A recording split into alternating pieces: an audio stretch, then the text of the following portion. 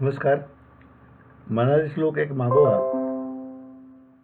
यातील आज हा 39वा भाग. श्लोक क्रमांक 169. नसे अंत अनंत संताप उसावा, अहंकार विस्तारव हा नीर व्हावा. गुणेविण निर्गुण तो आठवावा, देहबुद्धीचा आठवू नाठ व्हावा. संतांच्या संगतीचे महत्त्व सांगून ती संगती सतत धरावी हे सांगणारे श्लोक क्रमांक 163 पासून सुरू श्लोकाच्या समुच्चयातील हा शेवटचा श्लोक आहे. संतांची संगत ही सुदैवाने आणि आपल्या मनाला खरी तळमळ प्राप्त झाल्यावरच मिळते. ती मिळाल्यावर संत संगतीचा खरा फायदा कोणत्या मार्गाने करून घ्यावा याचे दिग्दर्शन समर्थांनी या श्लोकात केलेलं आहे. देहबुद्धी कमी झाल्याशिवाय आत्मबुद्धी प्राप्त होणार नाही. आपणाला अनंतच्या परमात्म्याचे ज्ञान नसते. ज्याप्रमाणे एखाद्या ठिकाणचा रस्ता आपणाला माहीत नसला तर तो आपण माहितीला विचारतो. परमात्म स्वरूपाचे ज्ञान संतांनी प्राप्त केलेले असते, नव्हे ते त्यामध्ये मिसळून गेले असतात. म्हणून त्या अंत नसलेल्या अशा अनंत परमात्म्याचा मार्ग आणि त्याच्या स्वरूपाविषयीचे ज्ञान आपण संतांना विचारावे. नसे अंत अनंत संता पुसावा. पुसावा म्हणजे विचारावा. इतर क्षेत्रातील माहितगार सर्वांना मदत करतील असे नाही, पण संतांचे वैशिष्ट्य असे की त्यांच्याकडे येणाऱ्या प्रत्येकाला मदत आणि मार्गदर्शन करायला ते सदैव उत्सुक असतात. त्यांच्याकडून हे ज्ञान मिळत असले तरी आपल्या प्रगतीचा मार्ग शेवटी आपणच चालावा लागतो. त्यासाठी परमात्म्याचे स्मरण ठेवीत जावे. तो निर्गुण निराकार आहे, परंतु आपण सुरुवातीला सगुण रूपाचे ध्यान केले तरी चालेल. पुढे साधनात जसजशी प्रगती होईल तसे सगुण सुटून निर्गुण मनामध्ये स्थिरावू शकेल. एकाच जागी जशा दोन वस्तू राहू शकत नाही तसे देहबुद्धी म्हणजे अभिमान आणि आत्मबुद्धी एकत्र राहू शकणार नाहीत. म्हणून अहंकाराने झालेला आपल्या मनाचा अहंकाराचा जो विस्तार आहे, अहंकार विस्तार हा नीर व्हावा असं समर्थ म्हणतात. आणि गुणेविण निर्गुण तो आठवावा म्हणजे सगुणातनं पुढे जाऊन आधी सगुणाने सुरुवात करावी. सगुणाचं रूप मनामध्ये करता ध्यान करता करता ते स्थिर झाल्यानंतर मग निर्गुणाकडे वळावं. कारण सतत सतत स्मरण करत गेल्याने हे आपण करू शकू. अशी साधना चालू ठेवली की मी देही आहे ही भावना कमी होईल. आपला देह आणि त्या म्हणलेला ऐहिक पसारा यामधून आपल्याला मुक्त व्हायचं आहे. तो सर्व पसारा भ्रांतिरूप म्हणजे खोटा भ्रमाचा आहे हे सत्य स्थिर करायचं आहे ही जाणीव सतत जागृत ठेवून थोडक्यात देहबुद्धीचा विसरावी म्हणजे देहबुद्धीचा आठवून आठवावा असं मला सांगतात. हे सर्व संतांच्या संगती सहजपणे प्राप्त होते, म्हणून आपण संत सहवास धरावा असं समर्थ सांगून या श्लोकाचा शेवट करतात. जय जय रघुवीर समर्थ. श्लोक क्रमांक 170.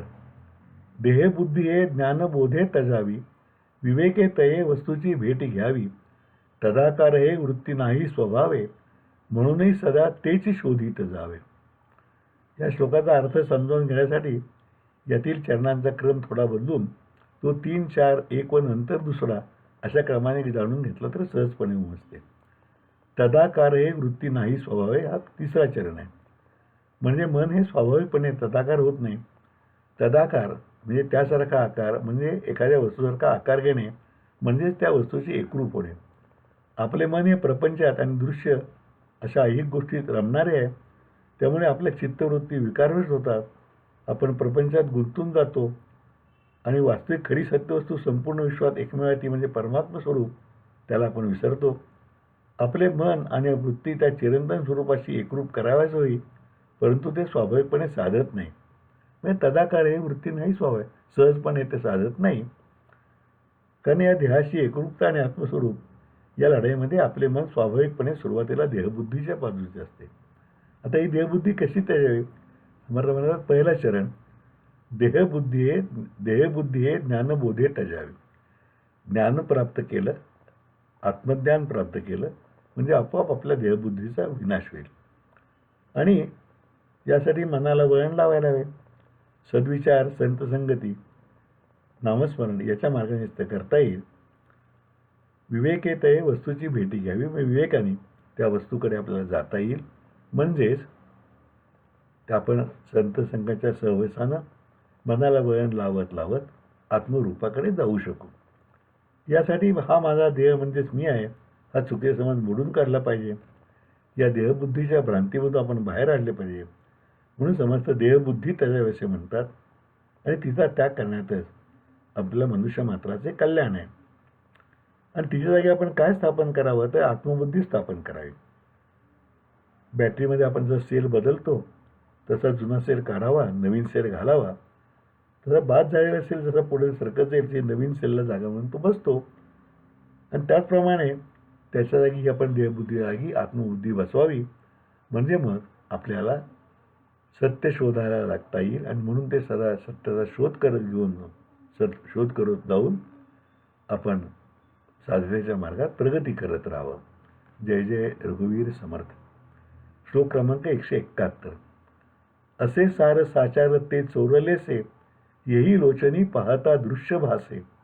निराभास निर्गुण ते आकळेना, अहंता गुणे कल्पिताही कळेना. परमात्मा निर्गुण आहे, निराकार आहे, चिरंतन आहे. त्याला येणं जाणं वाढणं कमी होणे अशा दृश्य वस्तूच्या कोणत्याही मर्यादा बांधू शकत नाही. त्याचा भास म्हणजे जाणीव आपल्या देहाला होऊ शकत नाही, फक्त त्याचा आभास जाणवू शकेल. असा हा परमात्मा देश काळाच्या मर्यादेच्या आणि पंचेंद्रियांनी प्राप्त होणाऱ्या आकलन शक्तीच्या पलीकडे आहे. म्हणून जर कोणी त्या मार्गाने म्हणजे देहाधिक इंद्रियांच्या मार्गाने ओळख करून घ्यायचा प्रयत्न करू लागला तर तो त्यात यशस्वी होणार नाही. त्याला परमात्मा स्वरूपाचे आकलन सुद्धा होणार नाही. एवढेच नव्हे तर जाणीव एखाद्याच ते कल्पना करून घ्यायची म्हटली तरी ती कल्पना जोपर्यंत देहाला धरून असेल तोपर्यंत त्या कल्पनेलाही ते परमात्मा स्वरूप बंदिस्त करता येणार नाही. कारण देहाभिमान आणि अहंभाव ठेवून चिरंतन सद्वस्तू शोधण्याचे तर सोडाल, पण तिची कल्पनेने ओळख करून घेणे सुद्धा शक्य होणार नाही. कारण जे सत्य आहे म्हणजे परमात्मा स्वरूप आहे ते आपल्या देहचक्षूंना म्हणजे साध्या डोळ्यांना दिसू शकणारे नाही.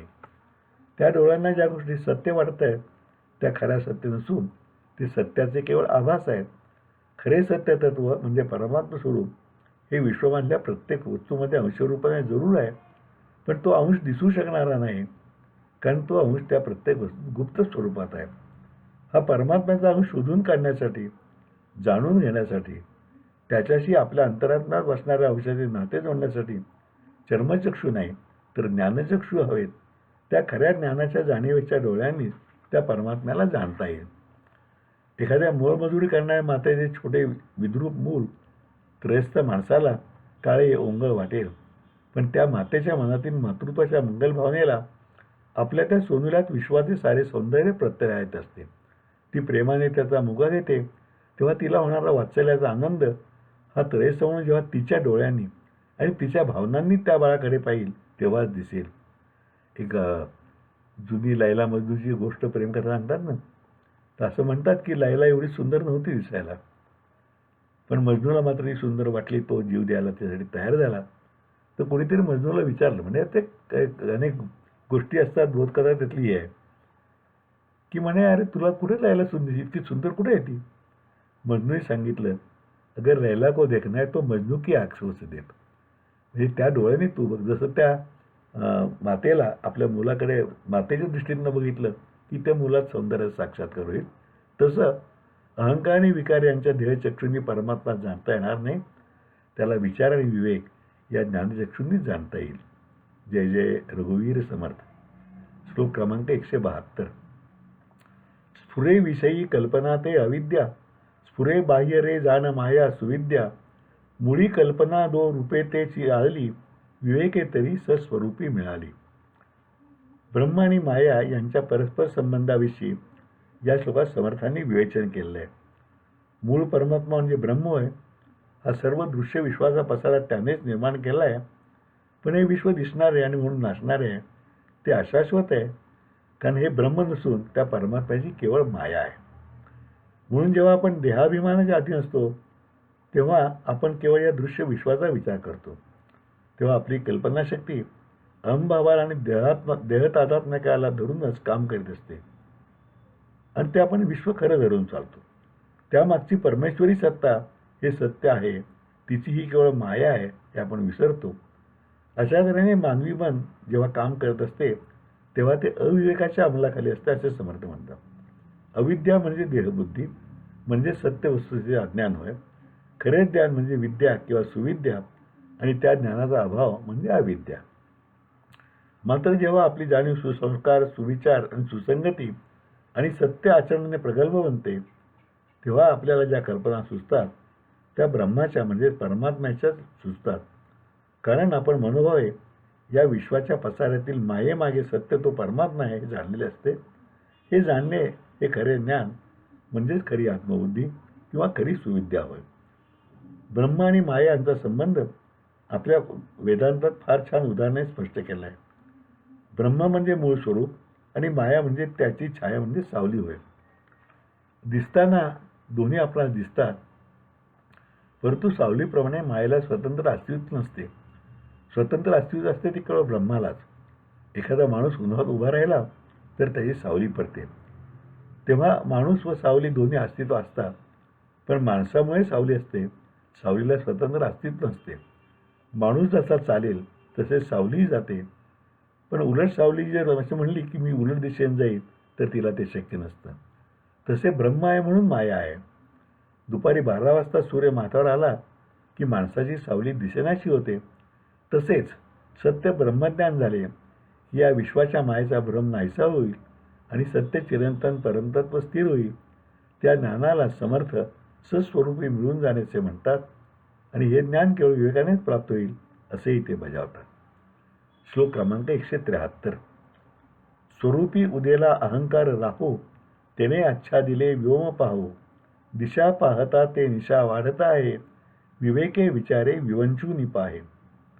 पूर्वी सूर्यग्रहण जेव्हा होत असे तेव्हा राहू हा सूर्य ग्रासून टाकतो व त्यामुळे ते ग्रहण होते अशी आपली कल्पना होती. ग्रहण काळात सूर्य झाकोळला गेल्याने दशदिशात अंधकार पसरतो. जेव्हा ते ग्रहण सुटेल तेव्हाच मग पुन्हा जग प्रकाशमान होते. या ग्रहणाचा दृष्टांत समर्थांनी या श्लोकात देहबुद्धीने झाकून जाणाऱ्या आत्मबुद्धीचे वर्णन करण्यास अतिशय चपखलपणे आणि मनोहारीरित्या वापरलेला आहे. या भाषा अन्य श्लोकातून समर्थांचे कविमन प्रगट होते. बाह्यता आणि आपल्या संपूर्ण जीवनात आणि उद्देशात अतिशय रोखठोक आणि खणखणीत असणाऱ्या समर्थांसारख्या महापुरुषाची ही दुसरी बाजूही आपल्याला तितकीच आनंददायी वाटत राहते. माणसाचे मूळ स्वरूप म्हणजे आत्मा होय. त्या आत्म्याच्या रक्षणाकरता देह आहे आणि जसे नारळाच्या आतील खोबऱ्याच्या रक्षणाकरता बाहेरून करवंटी असते, महत्त्व करवंटीला नाही पण खोबऱ्याला असते, तसे महत्त्व आत्मरूपाला आहे, देहाला नाही. परंतु देहाच्या जवळीकीमुळे अहंकार निर्माण होतो. या अहंकाराचा पसारा एवढा माजतो की त्या अहंकारारूपी राहूमुळे मूळ आत्मज्ञानाचा ज्ञानसूर्य झाकून जातो. त्यामुळे ग्रहणकारात जसा सर्व जगावर अंधार पसरतो तसा या अहंकारामुळे आत्मज्ञानाची जागा अज्ञानरूपी अंधकार घेतो आणि अशा परिस्थितीत दशदिशेला अंधारच अंधार दिसू लागतो. अगदी आपली सामान्य प्रपंच माणसाची परिस्थिती अहंकार आणि देहबुद्धी वाढल्याने अशी झालेली असते. आत्मज्ञानाचा विसर पडलेला असतो. देहसुख मिळवण्याचा प्रयत्न करण्यात आणि त्याचा उपभोग घेण्यातच आपण रंगून जातो. तेच खरे चिरंतन सुख आहे अशा भ्रामक कल्पना आपण वावरत असतो. या भ्रमातून या सत्याला लागलेल्या ग्रहणातून बाहेर येण्याचा मार्ग समर्थ आपल्या शेवटच्या चरणात सांगत आहेत. तो मार्ग म्हणजे विवेक आणि विचार यांची कास धरावी. विवेकाने सत्य काय जाणून घ्यावे. विचाराने अहंभाव आणि देहबुद्धीचा नाश करावा. अशा तऱ्हेने आपण स्वतः साकल्याने व सर्व परिस्थिती विवरण आणि खरे काय खोटे काय याचे विवेचन करून पाहावे. त्यासाठी सद्विचार, सत्संगती, नामस्मरण यांचा आधार घ्यावा. गुरु सहवास धरावा. या मार्गाने गेलो तर मग आपणास चिरंतन सत्य काय याचे ज्ञान होईल आणि देहबुद्धीमुळे आत्मबुद्धीवर पडलेला अंधकार आणि सावट नष्ट होईल. जय जय रघुवीर समर्थ. आज आपण इथेच थांबूया. उद्या 174व्या श्लोकापासून पुढे सुरुवात करू. तोपर्यंत नमस्कार.